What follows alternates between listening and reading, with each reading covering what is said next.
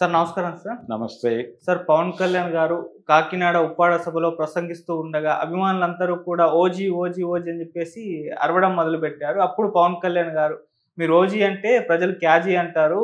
కనీసం ఒక 3 నెలలైనా వాళ్ళ దగ్గర వర్క్ చేస్తాను. మళ్ళీ కనీసం రోడ్లు కూడా పూడ్చలేదు. గుంతలు పడ్డ రోడ్లు కూడా పూడ్చలేదని చెప్పేసి నన్ను అడగద్దు కదా!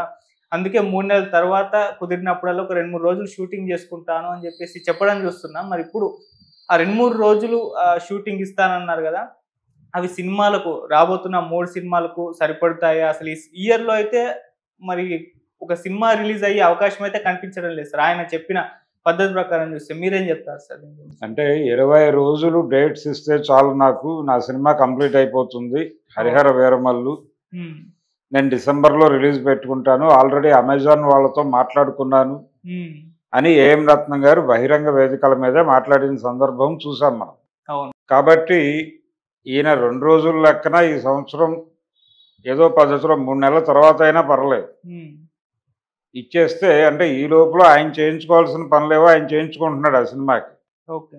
ఈయన కంట్రిబ్యూషన్ కంప్లీట్ అయితే ఈయన ఆ సినిమాకి కేంద్రీకరించి పనిచేస్తే ఏఎం రత్నం బయటికి వెళ్ళిపోతాడు కష్టాల్లో నుంచి. ఏఎం రత్నం వెళ్ళిపోయిన తర్వాత నెమ్మదిగా ఓజీ కంప్లీట్ చేయొచ్చు. ఉస్తాద్ భగత్ సింగ్ ఆయన చేయకపోయినా పెద్ద ప్రమాదం ఏం లేదు. ఎందుకంటే ఆ ప్రొడ్యూసర్ల దగ్గర అడ్వాన్సులు తీసుకుని ఉంటారు తప్ప అంతకు మించి ముందుకు వెళ్ళలేదు ఆ సినిమా. ఓకే.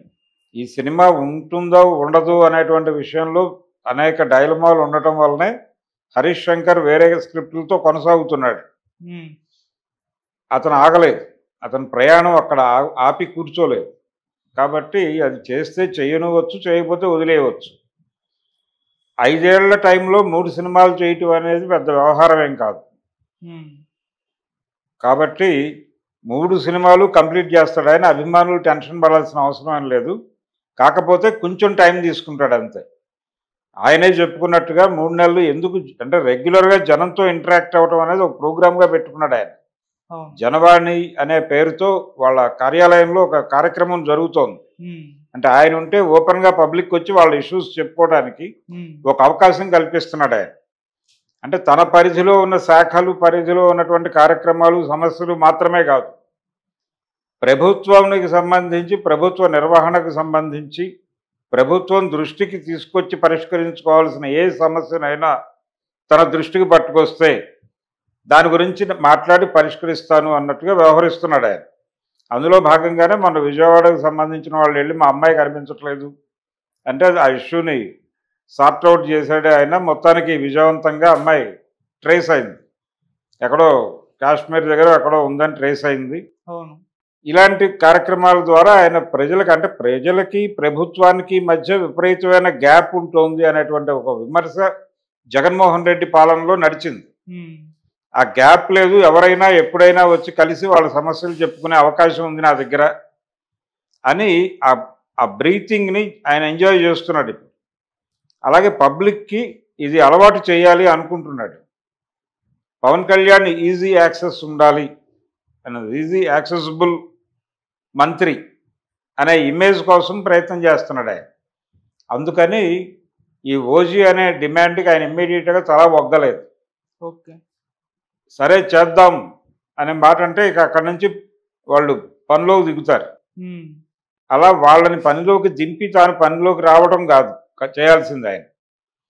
వాళ్ళని ఆపి నెమ్మదిగా వీలు చూసుకుని 1 రోజు, 2 రోజులు, నెలలో కనీసం ఒక 4 రోజులు అలా వెళ్ళి పనిచేసినా అయిపోతుంది. ఆ సినిమాకి కూడా ఆయనకు కేటాయించాల్సినటువంటి డేట్స్ ఎక్కువేం లేవు. ఆల్మోస్ట్ చాలా షూటింగ్ కంప్లీట్ అయిన సినిమానే అది కూడా. సో ఈయన కొంత డేట్స్ కేటాయించి ఎవరికైనా 20 రోజులు, 20 రోజులు, 20 రోజులు మొత్తం ఒక 60 రోజులు కనుక ఆయన కేటాయించుకుంటూ వెడితే హ్మ్. ఆ 3 సినిమాల పనే అయిపోతుంది. ఓకే. అందుకని ఆయన కూడా టెన్షన్గా లేడు.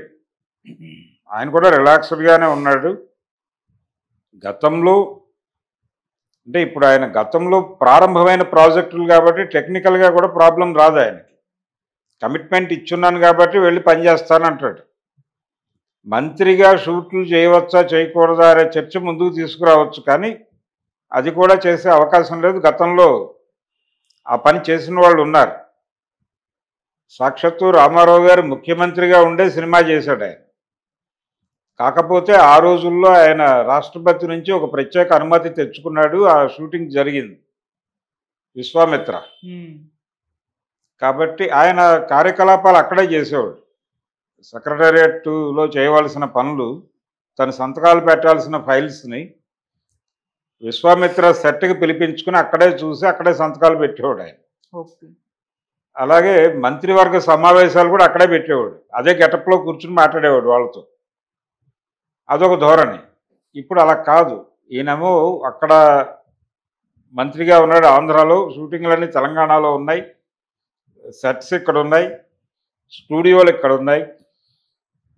కాబట్టి ఆయన నెమ్మదిగా నెలలో కనీసం ఒక 3 రోజులు కేటాయిస్తే నెమ్మదిగా ఒక 4-5 నెలల్లో ఇవి పక్కకి నెట్టేయచ్చు ఈ సినిమాలు. ఆ ప్రయత్నం చేస్తాడు. ఎందుకంటే చాలా ఆందోళనగా ఉన్నాడు ఏం రత్నం వరకు. ఏం రత్నం ఆందోళనలోనే ఉన్నాడు. ఓజీ వాళ్ళు కొంచెం వెయిట్ అండ్ సీ అన్న ధోరణిలో ఉన్నారు. మైత్రి మూవీ మేకర్స్ పెద్ద హోప్ లేదు వాళ్ళకి. చేస్తే మంచిదే, చేయకపోయినా పర్వాలేదులే, ఇంకో పని ఏదైనా చేయించుకుందాం, ప్రభుత్వంలో మన హీరో ఉన్నాడు, మనకేం పర్లేదు అన్నట్టుగా ఉన్నారు. ఈ 5 ఏళ్లలో ఈ 2 సినిమాలు అయితే కంప్లీట్ చేస్తాడు. ఫర్దర్గా ఒకవేళ అవకాశం ఉంటే ఉస్తాద్ కూడా చేస్తాడు. చేసిన తర్వాత కొత్త కమిట్మెంట్స్ అయితే ఉండవు. కొత్త కమిట్మెంట్స్లోకి ఎంటర్ అయ్యే ప్రయత్నం ఈ టెన్యూర్ అయ్యే వరకు చేయడా. ఒకవేళ వచ్చేసారి గెలిస్తే అసలు ఆ ఇష్యూనే ముందుకు రాదు. ఒకవేళ ఏదైనా జరిగి ఓడిపోతే అప్పుడు మళ్ళీ సినిమాల గురించి ఆలోచిస్తాడు ఆయన. సో ఇప్పుడు ఓజీ గురించి ఆందోళన పడుతున్న వారు ఎవరు ఆందోళన పడాల్సిన అగత్యము అవసరము లేదు. ఆయన చేస్తాడు ఆ సినిమా. వీరమల్లు 2 పరిస్థితి ఏంటి సార్? వీరమల్లు 2 గురించి ఆయనకే ఆశలు లేవు. అంటే అనౌన్స్ చేశాడు కానీ ఆశలు లేవు ఎవరికి, ఏం రత్నంకే. ఆయన ఇటీవల ఏం మాట్లాడుతున్నాడో, ముందు ఈ 1 రిలీజ్ అయితే డిసెంబర్లో అనుకున్నాం మేము, డిసెంబర్లో రిలీజ్ అయిపోతే నేను దాదాపు బయటపడిపోయినట్టు, తర్వాత సంగతి తర్వాత, అది చేస్తే తర్వాత చేద్దాం, 5 ఏళ్ళ తర్వాత చేద్దాం, లేకపోతే ఇవన్నీ కంప్లీట్ అయిన తర్వాత అయినా చేసుకుందాం అనే మూడ్లో ఉన్నాడు ఆయన.